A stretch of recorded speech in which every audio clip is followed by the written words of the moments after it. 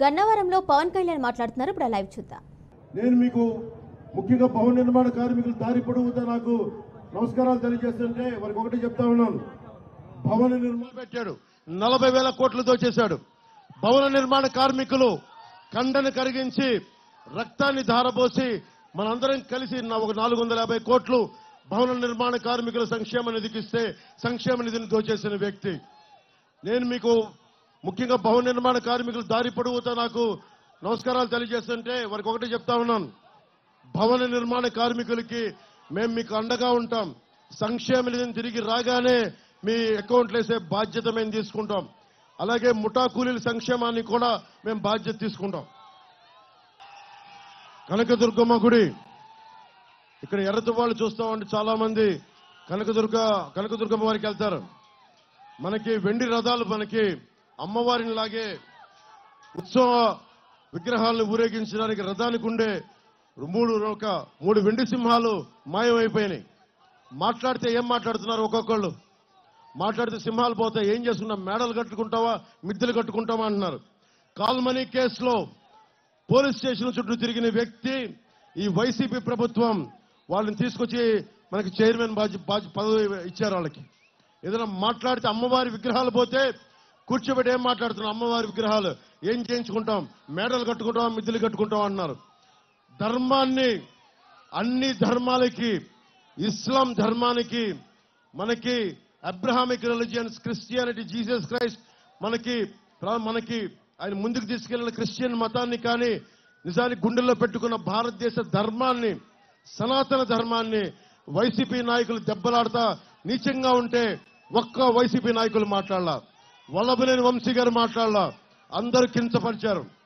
మీరు ఇష్టపడే దేవతల్ని దుర్గమ్మ వారిని నానా మాటలకి వాళ్ళకి వెండి సింహాలు పోతే అగౌరవపరిచే వ్యక్తుల్ని మీరు ఎన్నుకుంటారా లేదా అనేది మీ మనస్సాక్షికి వదిలేస్తున్నాం.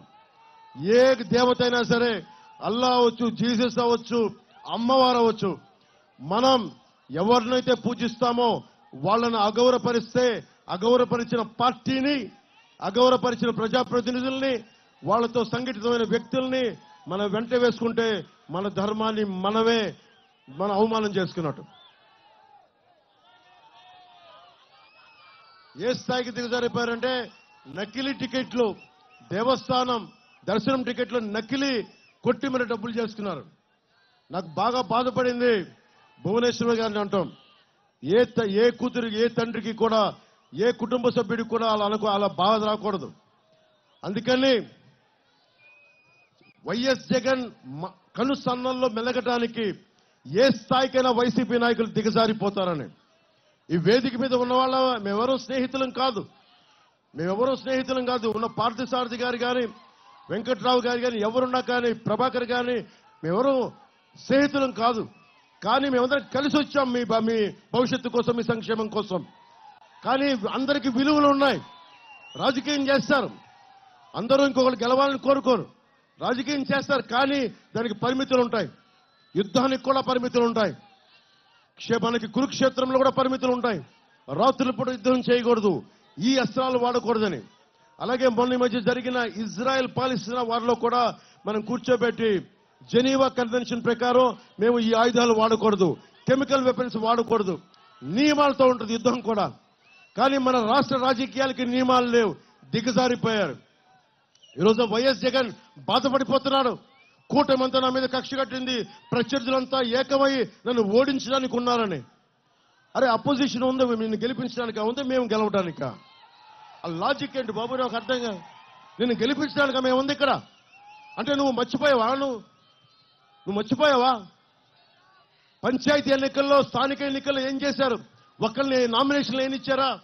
4 దశాబ్దాలున్న టీడీపీ పార్టీని నామినేషన్ వేయనివ్వలా. అధికారులందరూ పోలీసు అధికారులందరూ గుప్పిట్లో పెట్టుకున్నావు అంటే నువ్వు చేస్తే న్యాయం. ఇక్కడ మా ప్రభుత్వం ఏముంది? ఎలక్షన్ కమిషన్ నిర్ణయించుకుంది. మీరు తప్పులు తడకలతో అధికారులు చేస్తూ ఉంటే మార్చింది. అంటే నీకు అధికారులు పోతే అంటే నీకు భయపడేస్తే ఎలక్షనీరింగ్ చేయనివ్వరని. అంటే మీ సంక్షేమం ఇక్కడున్న అందరూ పొద్దు నుంచి ఇంటర్వ్యూలు చెప్తా ఉన్నా, సంక్షేమం అభివృద్ధి రెండు పక్క నడవాలి. నేను కౌలు రైతులకు అన్ని కోట్ల రూపాయలు ఇవ్వగలిగానంటే నేను సినిమా చేశా, భీమ్లా నాయక్ చేశాను, ఒక వకీల్ సాబ్ చేశా. నేను ఒక్కరిని షూటింగ్ చేస్తే కనీసం ఒక 1000 మంది బతుకుతారు, రోజుకి 1000 మంది బతుకుతారు, జీతపత్యాలు తీసుకుంటారు, తిండి ఉంటుంది, కుటుంబాలను పోషిస్తాం. కానీ అలాంటి అభివృద్ధి ఉంటేనే కదా మనం ఏదైనా చేయాలి. డబ్బులు లేకుండా ఎక్కడి నుంచి సంక్షేమం పట్టుకొస్తాం? కూటమి ఒకటే అనుకుంటుంది, చంద్రబాబు గారు కానీ నేను కానీ మోదీ గారు కానీ ఒకటే అనుకుంటున్నాం, అభివృద్ధి మనకి సంక్షేమ కార్యక్రమాలు పక్క పక్కన ఉండాలి. 2 జోడెద్దు గుర్రాలు, 2 జోడెద్దులు జోడు గుర్రాల్లాగా పక్క పక్కన వెళ్ళాలి. అందుకని సంక్షేమాన్ని వీళ్ళు ఎంత ఇస్తున్నారో మీరు మేనిఫెస్టో చూశారు. ప్రతి మహిళకి 3 సిలిండర్లు, అలాగే ఉచిత రైలు ప్రయాణం, రాగానే యువతకి మెగా డిఎస్సి, ప్రతి సంవత్సరం 4 లక్షల ఉద్యోగాలు, అన్నిటికంటే కూడా సాగునీరు, ముఖ్యంగా మనకు కావాల్సిన ఇన్ఫ్రాస్ట్రక్చర్, రోడ్ల నిర్మాణం అన్ని తొందరగా పూర్తి చేస్తాం. అన్నిటికీ మించి ఆడబిడ్డలు క్షేమంగా వెళ్ళాలంటే లా అండ్ ఆర్డర్ చాలా బలంగా ఉండాలి. ఒక్కొక్కరికి మన చింతమనేని ప్రభాకర్ గారు అన్నారు, గట్టి వ్యక్తి, బలమైన వ్యక్తి, వైసీపీ దాష్టీకాలను తట్టుకున్న పాపం ఆయన వల్ల ఇబ్బంది పడి కూడా ధైర్యంగా ఈరోజు నిలబడ్డ వ్యక్తి. అలాంటి వ్యక్తి కూటమి ఉంది ఇక్కడ, బలంగా నిలబడతాం. నమస్కారం. కూర్చో. 1800 ఉండే ఇసుకని 5000 చేశారు. ఈసారి ప్రజలు ప్రశాంతత కోరుకుంటా ఉన్నారు. మీరే చెప్పండి. బ్రహ్మయ్యలింగం చెరువుని రిజర్వాయర్గా అభివృద్ధి చేసి సుమారు 12,000 ఎకరాలకి సాగునీటి అందించాల్సిన అవసరం ఉన్న చోట విపరీతంగా మట్టి తవ్వేశారు. ఒక్కసారి నీళ్లు నిండితే ఆ ప్రాంతం మొత్తం 2 సంవత్సరాలు అక్కడే కాకుండా గ్రౌండ్ వాటర్ కూడా పూర్తి సమృద్ధి అయిపోయి చెరువుని మట్టికి వాడేశారు. అది మట్టి మొత్తం అన్ని మన హక్కు, అది ఉమ్మడి హక్కు. మనకి ప్రకృతి వనరులు మన ఉమ్మడి హక్కు. ఒక ఎమ్మెల్యేకి వాళ్ళ అనుచరులకి కాదు. ఇది దారి పొడవుతా యువతను అడుగుతా ఉన్నా, మీకు రౌడిజం చేసే ఎమ్మెల్యేలు అంటే మీకు భయమా? మీకు అదే నా గన్నవరం సత్తా. చొక్కాలు చించుకుంటా ఉన్నారు, మీరు స్లోగనీరింగ్ చేస్తా ఉన్నారు, చేతులు ఎత్తుతా ఉన్నారు. మీరు మార్పుకి ముందుకెళ్ళకపోతే మీరు ఎన్ని ఎర్ర తువ్వాళ్లు కట్టుకున్నా, పచ్చ తువ్వాళ్లు కట్టుకున్నా పనిచేయదు. ఓట్లేసేటప్పుడు రౌడీజం చేసే వాళ్ళతో నిలబడాలి. మీకోసం